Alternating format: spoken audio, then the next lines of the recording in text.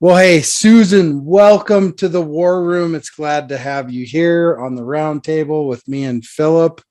Thank you for taking the time to come spend a little bit of time with us today.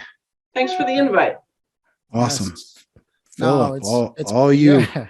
Thank you. It's really great to have you here, Susan. We've had nothing but good energy even before we hit record. So we know it's going to be a treat for the listeners because that's what it's about, right? People who can have a conversation. And I think one of the best places to start, it's my favorite place to go first, especially when talking to entrepreneurs, is Susan, do you yourself come from a family of entrepreneurs? Actually, I do. So you could say that my entrepreneurship is a genetic disability or ability or whatever. My father ran his own company in the printing and lithographing machinery.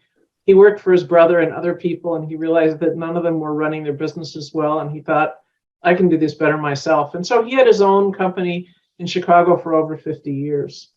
And my sister started a music school in Chicago and ran that for 30 years. And now she's retired from that. My older brother started a company. He's a physicist by training, and they were trying to invent something, and they invented something else by mistake, and that became a company. And so I guess I'm destined to be an entrepreneur. And it's been 35 years, and I've had a blast. It's been really fun. It's not always a blast. There's some darker moments, but if I look at the whole trajectory, it's been a great adventure. Well, yeah, I mean, I always say that there's no higher calling for a human being than entrepreneurship because it's all and everything all at once, just out there on the field. And I have to ask, so you're in consulting, right? How did you get here? Was it a choice you made? Because obviously your family's entrepreneurs, but did you go to college route and then go? It was a total accident. I'd worked for other people, and I was in a job where I'd learned a lot, but my brain had started to atrophy because I was doing the same thing over and over again. And I went to my boss and said, please give me something with the word new in front of it. And he said, well, I got 6 more months of this signed up for you because you're really doing a great job. And something inside my head and my heart just died. And I came home and I said to my husband, as soon as we refinance our house, I'm giving notice. And he got nervous because he's self-employed in another field. And I was the one with paid benefits. And he said, well, what will you do? And I said, don't worry, dear, I won't be self-employed. Somebody needs a predictable check and benefits. And give me a month off. I'm going to read a bad book and file our taxes and maybe go to the beach. And then I will have an identity crisis and decide what to do. And I never went to the beach. I'm pretty sure I filed my taxes. But in that month, 3 people called me and said, until you get a real job, will you do this project? And I said, sure, I'm unemployed. Pay me and I'll show up. And one thing led to another. And 6 months later, somebody said, so how long have you had your consulting practice? And I went like this. Are you talking to me? and I mean, the whole thing was so unconscious. I didn't have a business plan. I didn't know how to write a business plan. I was just depositing checks from projects. And I thought, oh, I guess I'm earning a living. So do as I say, not as I do. I mean, when young entrepreneurs come to me now and say, tell me how you started your business and what were your goals and what was your business plan? The answer is I didn't have any. And I was lucky. And so it's evolved. Initially, I was doing mostly management training, and it evolved into more consulting and executive coaching. So no, I didn't have a plan, and no, I don't have an MBA. I have other degrees, but not an MBA. Wow. I think there has to be, I mean, if you think about, did you see any of this growing up? Your own parents, like having to have the conversations you had with your husband and talking about what are we going to do? Was any of that? Do you think there's any influence there, or was it really just a thing that you found yourself in this situation, as you've illustrated, and just decided, you know what, I'm going to run with it? And then at some point, when you start making conscious decisions about it, how does that change the way you view what you're doing? Okay, that was about 3 great questions, Phillip. Did I look at the experience of my family? No, because I don't think I thought about it when I was watching them be self-employed. I went to college, I had some jobs, I had a career plan, and it never occurred to me that I would be an entrepreneur. So no, I don't think that influenced me. And I think your words were, you found yourself in a situation. and that's one characteristic of me, and I think it's important for entrepreneurs, is to be willing to take risks. There's one psychological inventory that I've used, the Colby inventories, and one of the measures is how willing are you to take risks? And people who are, and that doesn't mean foolish risks, but willing to jump in with both feet before you exactly know how deep the pond is and whether your shoes are waterproof or not, that sort of thing. And I'm willing to jump in and then step back and say, now, what did I just jump into and what do I want to do with this? And I think for the folks that I've worked with and that I've known who need structure and predictability and guarantees, it's really hard for them to be an entrepreneur. Somebody said to me when I went out on my own, but you have no job security. And at the time, large corporations in the Denver area like Coors and Gates Rubber and others were laying off masses of people, the phone company. And I said, job security? Talk to people in these industries, in these companies. Ask them if they have any job security, and the answer is no. I mean, there are times when I try to fire myself when I'm having a bad day, but my office manager points out that that's a bad idea, so I rescind the firing. So I think it's a willingness to take some risks, some calculated risks. I mean, when I decided to go out on my own, I didn't go rent an expensive office suite. It was like, well, let me just put a few toes in and see where this goes. And then you build on that. Wow. You do such a good job of sort of directing anything I asked. And I think that's a sign of just the way you do your consulting. You've got this active listening, the same thing I do when I'm interviewing. And active listening is so key to being able to bounce back what people need. Do you find that in your consulting, there are certain qualities that make you more qualified for it than other people, aside from being able to take risks? It's interesting you say that, because someone said to me yesterday, a friend said, you're really a good listener. And I found that to be a very important compliment to me, because I couldn't do what I do as a consultant or a coach if I didn't listen well and I didn't observe well. And I didn't know how to ask good questions. I sometimes refer to myself as the question queen of Southeast Denver because I ask a ton of questions. And people often say to me, and I hope this doesn't sound arrogant, but people say, that's really a good question. And I want to say, well, thank you. I baked it myself, And so it's whether you're a consultant or an engineer or an artist or an interviewer for Entrepreneur Magazine or whatever you're doing, I believe people need to learn how to listen and observe. It's part of emotional intelligence. Do I notice what's going on?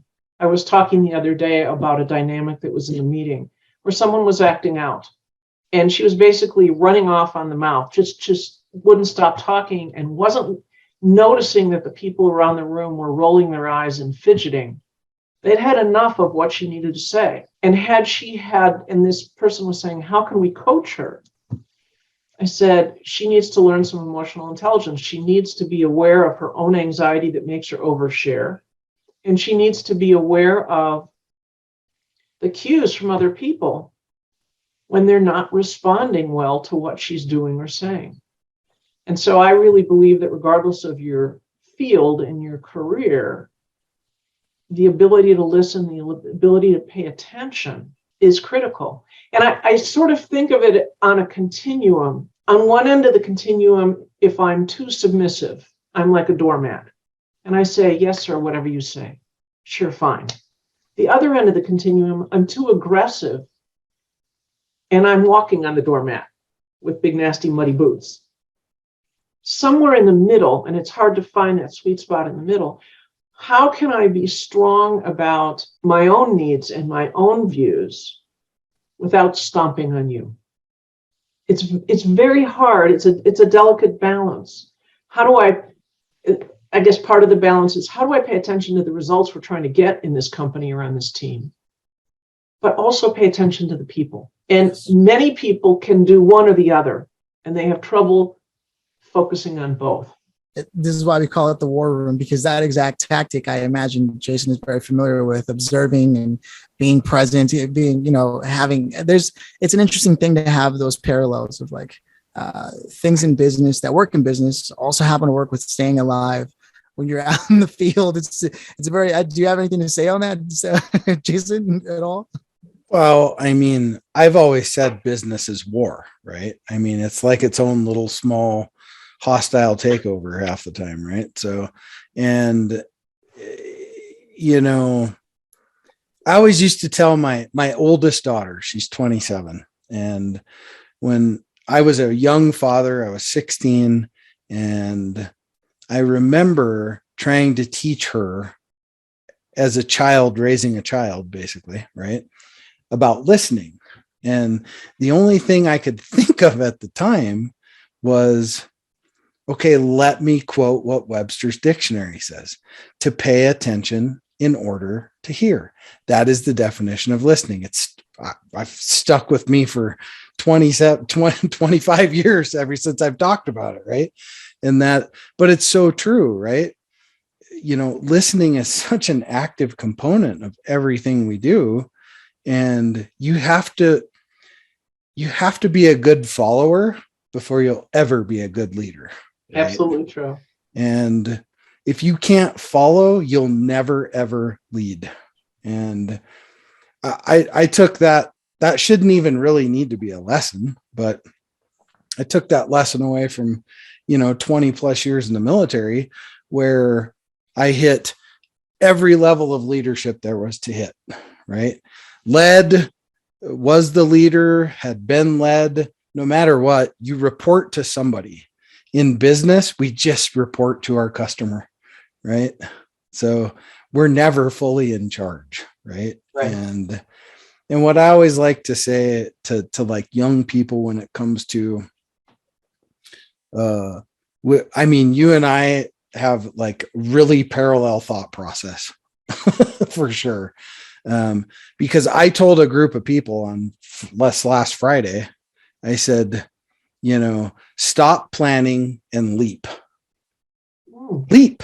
Take a leap and stop planning, because you're planning yourself to failure. Right? That is a thing. You can literally plan to failure, right? I've had a lot of people come from that event from Friday and be like, oh, that was the best thing I ever could have did, was just, instead of overthinking it, just, like a Nike commercial, just do it. Right? Yeah. And again, Jason, I think it's a balance between, some people jump in and do it without any thinking. Sure. And some people think themselves into a pretzel and can't ever get to any action. Yeah. Jason, you're probably familiar with it, maybe Phillip, with David Cooperrider, who came up with the process called appreciative inquiry. Mm-hmm. And his notion, it's a very different paradigm for addressing problems. And instead of saying what's broken in this organization or this team or this relationship and how do I fix it, you start with questions like, when was a time when you felt really good about working with a customer? And what did you do in that relationship or in that project? And why was it successful? And what would really ring your chimes right now as you look forward to the next relationship or this project that's in front of us? What would really make you want to come to work every day? And then how can you leverage your past successes and what excites you to deal with what's not working? You're still dealing with the problems, but there's a basic concept in psychology: you get more of what you focus on. So if I only look at the problems, or I only look at the planning, that's all I'm going to get more of. As opposed to saying, what I'd really like to be doing with this company or this project is X, and that would make me want to come to work in the morning. How do I leverage my strengths and my past successes and collect the right people around me to help me get there? Oh, yeah. Wow. I love that. Yeah, I can totally use that today. Good. No, it's powerful stuff. So getting back to the mainland here. So you've got the consulting company. it just happened to you and you're running. At some point, you're consciously choosing to grow it. I'm imagining. Is this accurate? And I made decisions along the way. Did I want to add a lot of people? And the answer was no. I wanted to stay flexible. Some people want to grow a whole team around them, and I chose not to do that. That was a very conscious choice. And I would hire colleagues on a contract basis when their skills and the nature of the contract called for it. But it kept me nimble and it kept me flexible. And where is it? I have to just show you. The latest project is the book I just published called Harmony at Work. And it's really a summary of what I've done for 35 years, trying to put it together in a cogent way that it's a resource for people. Because again, regardless of your industry, I could be the most brilliant IT person, or I could be the most brilliant MBA, or I could be the most brilliant physician.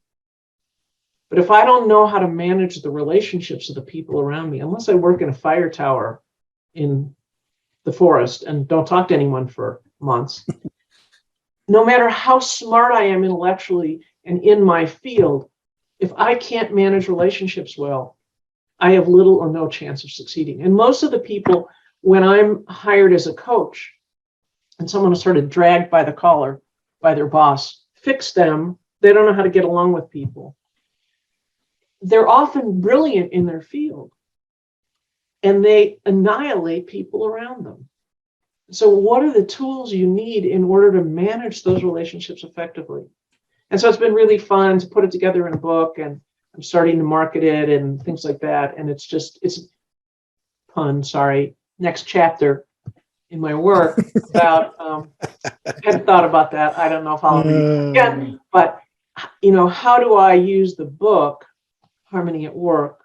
And somebody said, why did you use, it uses music as a metaphor to explain how relationships evolve. And somebody said, why did you do that? I said, well, first of all, I love music. It's been a big part of my life. And secondly, there are a bazillion books on relationships. And how do I make this one different? Mm-hmm. So it's kind of fun. I tried to interject some humor and a lot of anecdotes and a lot of examples, and then exercises at the end of each chapter that people can, here, try this for this set of skills. So it's been fun to try and put what I do in person into a book.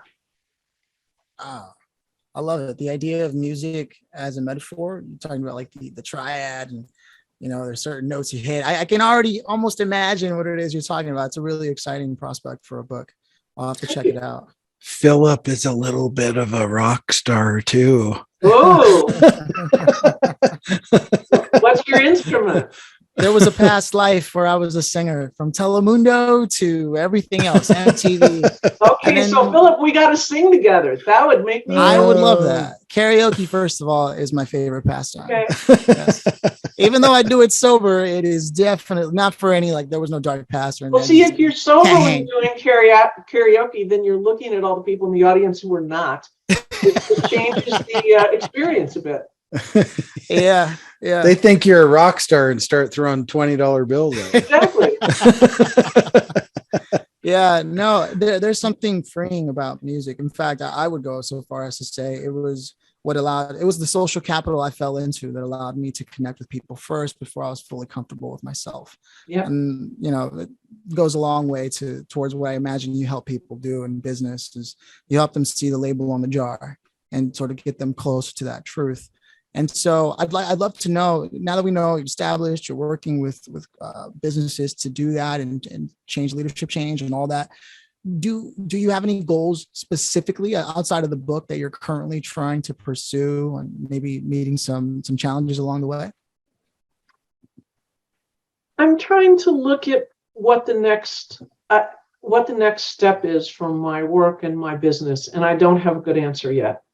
The question bubble is still over my head.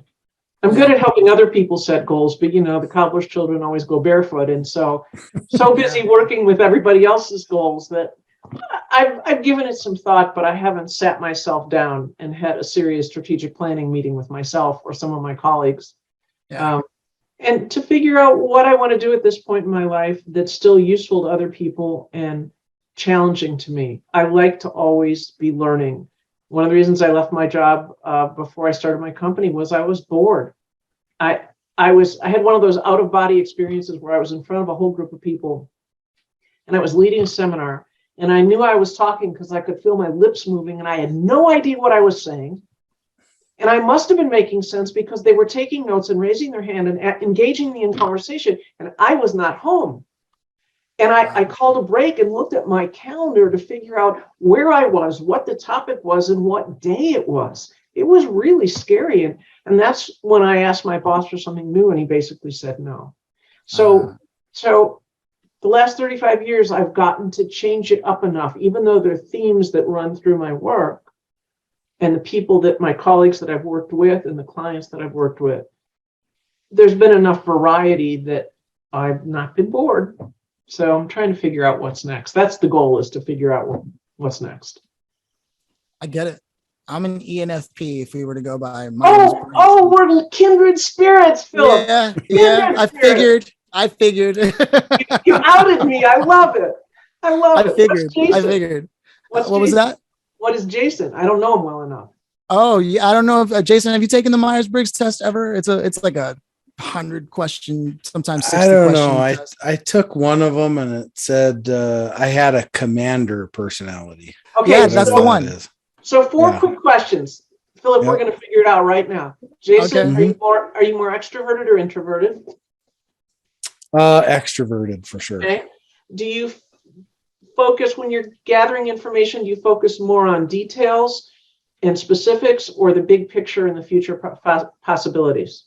Big picture and future for sure. Phillip, we're going to like him. Do you make decisions based on logical, rational criteria, or relationships and situations and emotions? Ooh, that's a tough one, because that could be a 50-50 either way. Okay. I would say more on the relationship side, probably. All right. And how do you organize? If I'm going to make a guess based on the emails I've gotten from you, but how do you organize your work life and your personal life? Are you pretty structured and you finish one thing and you go to the next? Or do you like to leave it a looser structure and sort of improvise and go with the flow? Complete chaos. Phillip, he's another one. ENFP. We could all get along. I love it. Yeah. I love operating in chaos, but I love structure too. I was in the military for 23 years and I dealt with the structure piece. So my mind is very structured, but I'm the kind of, when nobody's looking, you love the chaos. Oh, I love chaos. Chaos is wonderful. But I love to I have a very specific process I take things through. Like I come up with an idea, I run with it myself, and then I work myself out of a job and put somebody else in place to do it.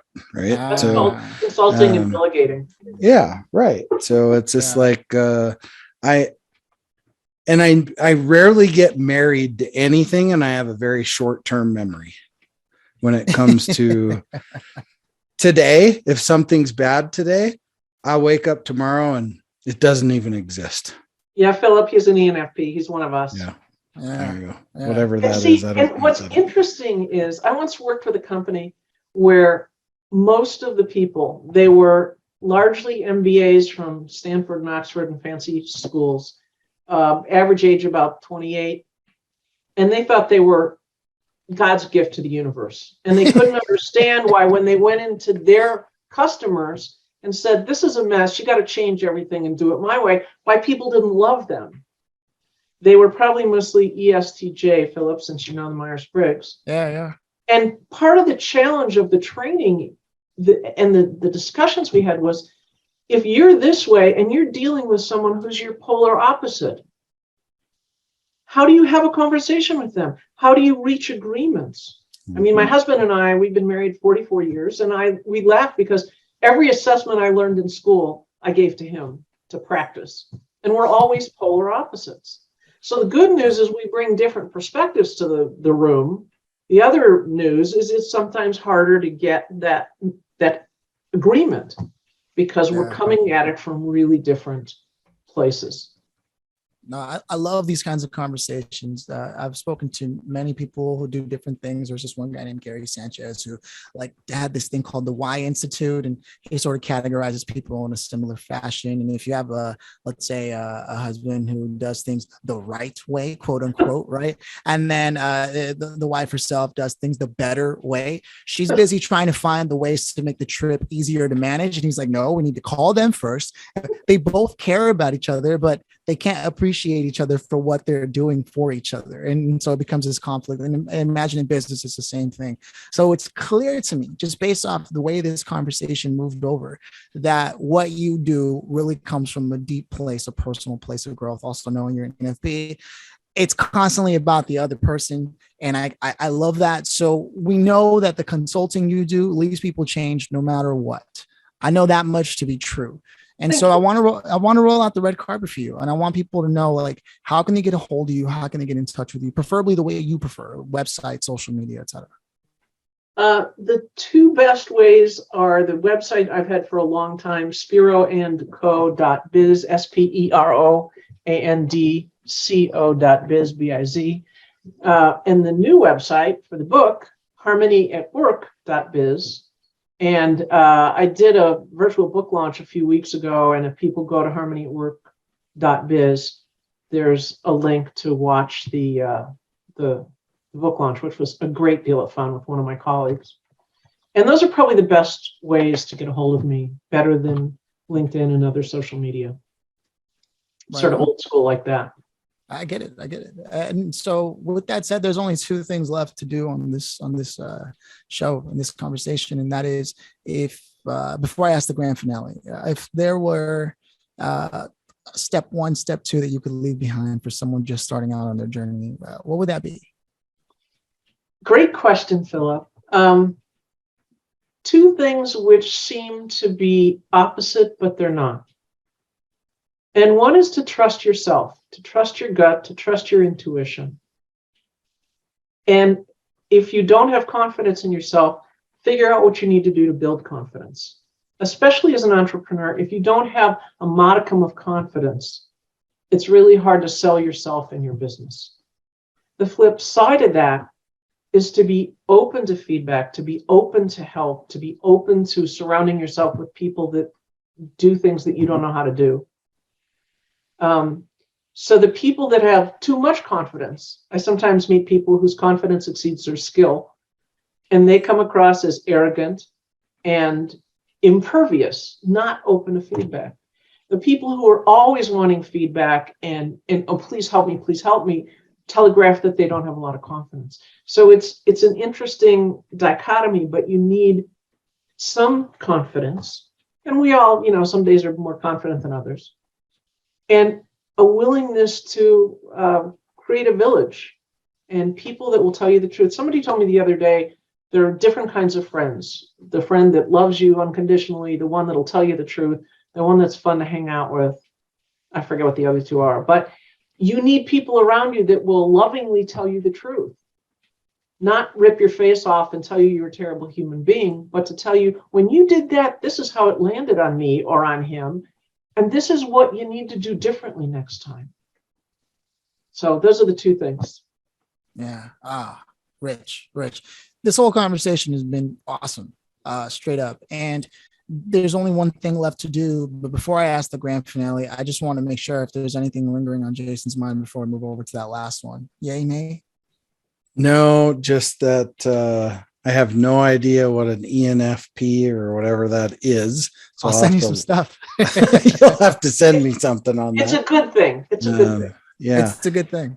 Yeah. And two, my gosh, I'm in Boulder, so we should have coffee sometime. Absolutely. For sure. Definitely. Phillip, where are you? I'm in Los Angeles. Yeah, I know. I'm still trying to figure out why I still live here. You got to come to Denver and visit. Yeah. I do. Okay. I do. Yeah. We'll sing together. Yes, karaoke, all of us. I would, but that would be the dog howling. right? Well, see, okay, that's another characteristic of entrepreneurs. They need to know what they're good at and know what they're not good at. That's right. I know what I'm good at and what I'm not good at too. Oh, wow. So does my wife, really well. Our spouses will tell us absolutely. Oh yeah. Yeah. I asked her for her opinion, and I will get it. Yep. Well, that's a good thing. That's why you're still married. Yeah. Right on. With that said, the last question of the day here, Susan, is if we could have invited anybody today to sit here and listen to what we were talking about, maybe even contribute and join, dead or alive, who would you have loved to have had here, and why do you think that is? When you asked me the question before, my response was, do I only get to invite one person? Because there'd be so many people that I'd love to sit and have coffee with. And the first person who came to mind was Alan Alda, because nothing related to my work, in our work, but he's a very skilled actor. He can be very funny. He can be very serious. And the persona that he's developed since he finished doing MASH and the other things he's done is serious work about the environment and whatever. He's got a cause and he knows how to follow it. And my sense is that he's both very bright and has a modicum of confidence, but he's very personable and not full of himself. And it would be really fun to sit and have coffee with him and say, so what do you think helped you succeed? And how did you make your career fun? And what was stressful about it? And what advice would you have for people following you? I just think he'd be easy to talk to and it would be fun. It would be a fun conversation and an interesting conversation. I'd have no idea where it was going to go. Oh, wow. No, I can see that. I can see exactly why that would be the invitee. It's funny that that's the first person. I mean, if you gave me 10 minutes, I'd come up with 10 more people, but I'm confident. If anyone who's well-read, curious about life, is going to have a few options in the bag, but I'm really glad you chose that one because it's that kind of thinking of being able to take something from somewhere else completely unrelated and bring it to script in a room that needed to hear that in a different light. That I think is what makes your consulting practice what it is. And so I'm glad that you shared that at the time that you did and the way that you did. It just brings light to the characteristics necessary for entrepreneurship. It needs that level of creativity. thank you. Yeah. With that said, that's the conversation for today. I can't thank you enough for stopping by the War Room. Jason, any thoughts? Yeah, just we have 168 hours in a week, and you stopped by and you took 30 to 45 minutes to spend with us. You can replace money, homes, cars, all that, but you can't wind back the clock. So thank you very much for your time to stop by and impart your knowledge on us and our audience. Thanks for the opportunity. It was fun. Awesome. Cheers. Cheers.